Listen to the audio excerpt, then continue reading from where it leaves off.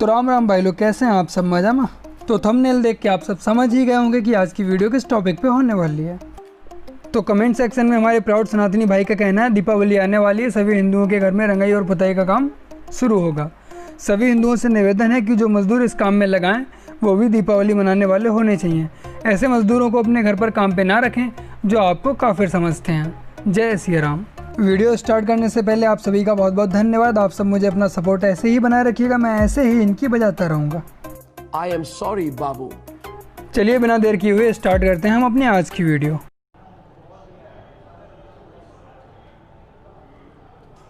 खान अयूब, अपनी अम्मी को मेरा सलाम कहना, बहुत शानदार परवरिश की है। नहीं, बढ़िया बढ़िया बातें लिखते हैं। ज़रूर जाके अपनी माँ के पैर चूमना और कहना माँ क्या बेटा पैदा किया है आपने, मनहूस टाइप का।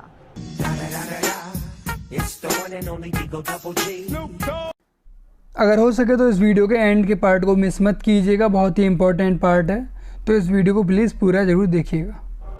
हुज़ैफा खान लिख रहे हैं Akbar knows history better than you. ठीक है, मास्टर स्ट्रोक में देख लीजिएगा। अकबर ओवैसी को अगर हिस्ट्री इतनी पता है तो उनको अपना फ्यूचर भी पता होना चाहिए। बहुत तेज, तेरा भाई बेटे बहुत तेज करते। वजूद से याद आया, असदुद्दीन ओवैसी साहब कल असीम वकार साहब थे डिबेट में।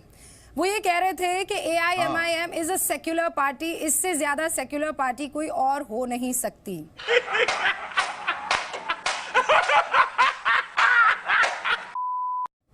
और जब ये बात उन्होंने कही तो पैनल में मौजूद सब लोग हंसे। बहुत ईमानदारी से आपको बता।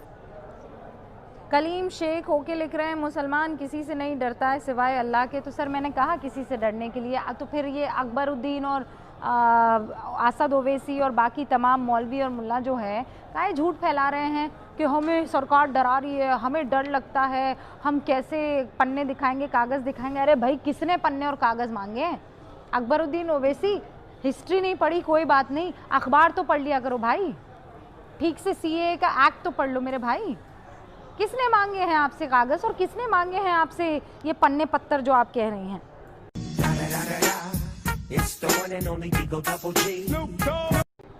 समथिंग मोर मैडम विकास कुमार चौधरी जानना चाहते हैं। समथिंग मोर के लिए आपको मास्टर स्ट्रोक देखना होगा।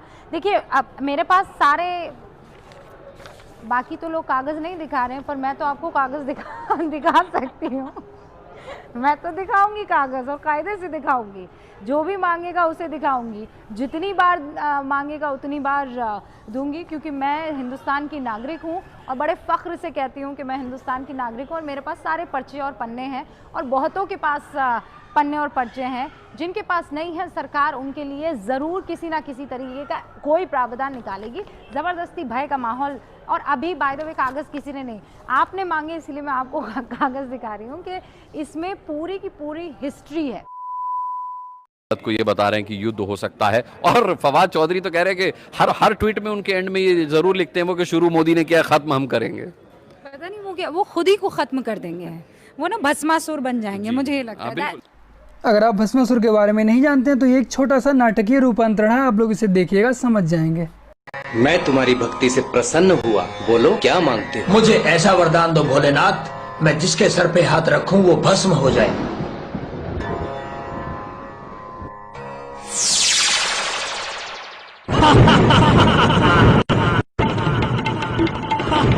विष्णु जी, इसका एक ही उपाय है।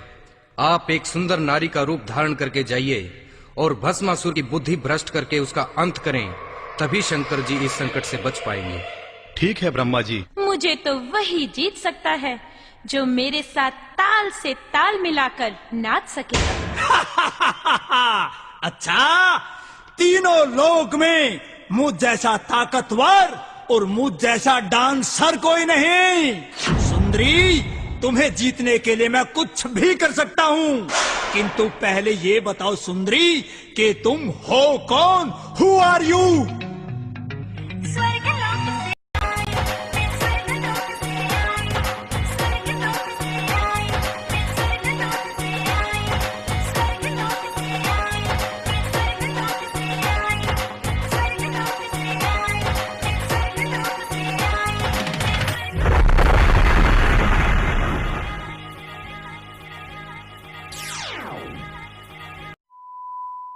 पाकिस्तान है जिसके पास रोटी की कीमतें तय करने के लिए प्रधानमंत्री को बैठना पड़ता है। ये वो पाकिस्तान है जिसको गधे बेचने पड़ते हैं चाइना को ताकि इनकम हो सके। ये वो पाकिस्तान है जहाँ पर पीएमओ जो प्रधानमंत्री का कार्यालय है वहाँ पर 42 लाख का बिल बनता है और वो चुका ना पाने के चलते इलेक्ट्रिसिटी काटने की नौबत आ जाती है।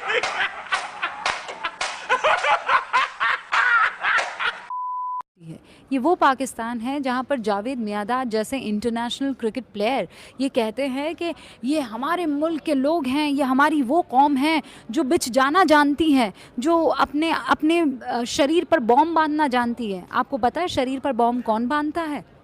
आतंकवादी बांधते हैं। आपको पता है शरीर पर बॉम्ब कौन बांधता है?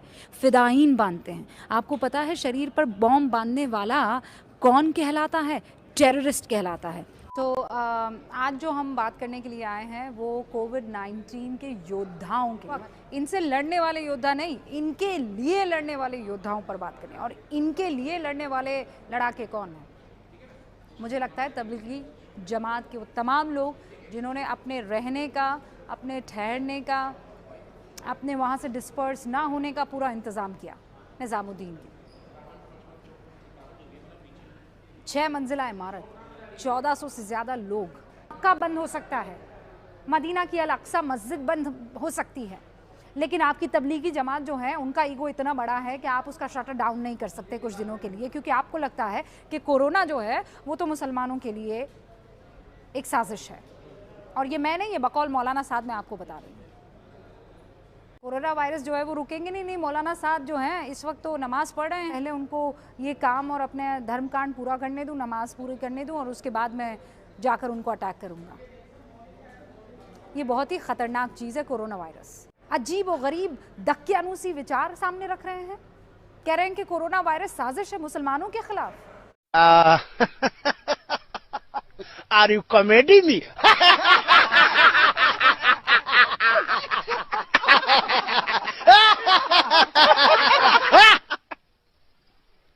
Are you comedy me?